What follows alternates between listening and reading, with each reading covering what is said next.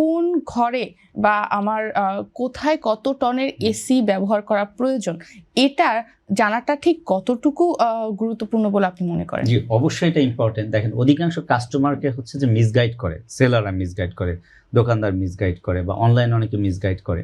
তো ইউজুয়ালি মানে আমরা যদি 100% বিটিইউ মেনটেন করি, সাপোজ আমরা অনেস্টলি আমরা 100% বিটিইউ মেনটেন করি, এবং আমরা গ্লোবাল যে কোম্পানির সাথে কাজ করছি এটা হচ্ছে ওয়ার্ল্ডের মানে টপ 1 2 3 এর মধ্যে, জাপানিজ আছে, চাইনিজ আছে।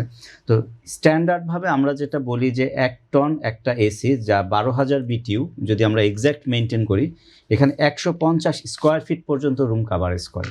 এক্সট্রিম মশার কয়েল প্ল্যান্ট ফাইবার দিয়ে তৈরি, তাই সহজে ভাঙে না, সুগন্ধিযুক্ত ও নিরবিচ্ছিন্নভাবে জ্বলে। ডেঙ্গু, চিকুনগুনিয়া বাহি সহ যে কোনো মশার বিরুদ্ধে দেয় এক্সট্রিম সুরক্ষা। সেই ক্ষেত্রে মানে আপনি যদি 1.5 টন বা 18,000 বিটিইউ বলেন, এটা 200 স্কোয়ার ফিট পর্যন্ত রুম কাভারেজ করতে পারে।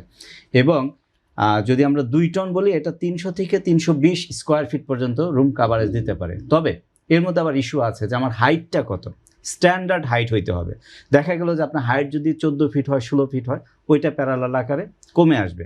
অর্থাৎ এটা রুমের সাইজের উপরে নির্ভর করে। তবে আমরা স্ট্যান্ডার্ড যেটা ধরি যে নর্মাল যে আমাদের বাংলাদেশের যে রুমের সাইজগুলো বা হাইট যেটা ধরি, আমরা যদি 9 ফিট বা 9.5 ফিট ধরি, 150 স্কোয়ার ফিট হলে আমরা 1 টন, 180 থেকে 200 স্কোয়ার ফিট হলে আমরা 1.5 টন, এবং সর্বোচ্চ 320 বা 330 স্কোয়ার ফিট পর্যন্ত আমরা 2 টন এসি দিই।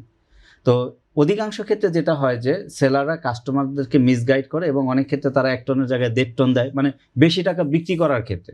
এটা কিন্তু আসলে প্রয়োজন নাই, যার জন্য যে আমরা ইনভার্টার টেকনোলজির কথা বলি যে এটা কিন্তু আপনাকে অটো অ্যাডজাস্ট করে দিচ্ছে। ঠিক আছে?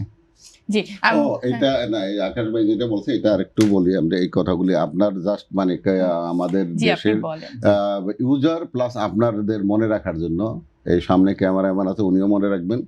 এইটা আকাশ ভাই কয়েকটা মানে ইয়ে দিয়েছে, ডাটা দিয়েছে। আপনি ফার্স্ট ওই হাইট দেখতে হবে, দেন আপনি ওয়ালটা দেখতে। ওয়ালটা কিসের?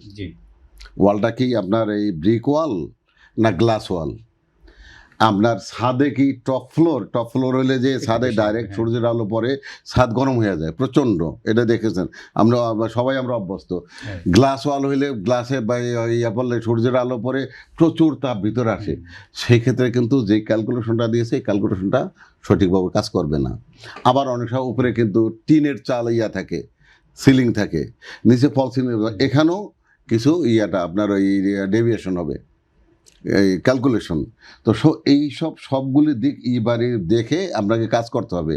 আর আকাশ ভাই আরেকটা কথা খুব চমৎকার বলেছেন যে আমরা যে আমাদের যে সেলার, ওই যে বললাম আমার থেকে কিনে এনে 1 টন বা 1.5 টন, সেই একটা এখানে একটা লেবেল লাগায়, যেমন তনিমা ব্র্যান্ড বলছি, তনিমা ব্র্যান্ড আমার থেকে 1.5 টন ইয়া 2 টনের একটা ইয়ে লাগায় এই আকাশ সাহেবের কাছে বিক্রি করলো যে স্যার এটা 2 টন, আসলে কিন্তু 1.5 টন। আকাশ সাহেব তো মহা আনন্দে যে 1.5 টন 2 টন এসি লাগাইছি, আমার রুম ঠান্ডা হয় না, সে বদনাম শুরু করলো তনিমার। কিন্তু তনিমা যে কী কাজ করেছে এটা কিন্তু আকাশ সাহেব মানে এই দেশের মানুষ কিন্তু এই ব্যাপারে, এইটা যদি কেউ এই অপকর্মটা যদি মানে করে, তাহলে এটা ধরা খুবই ডিফিকাল্ট ব্যাপার।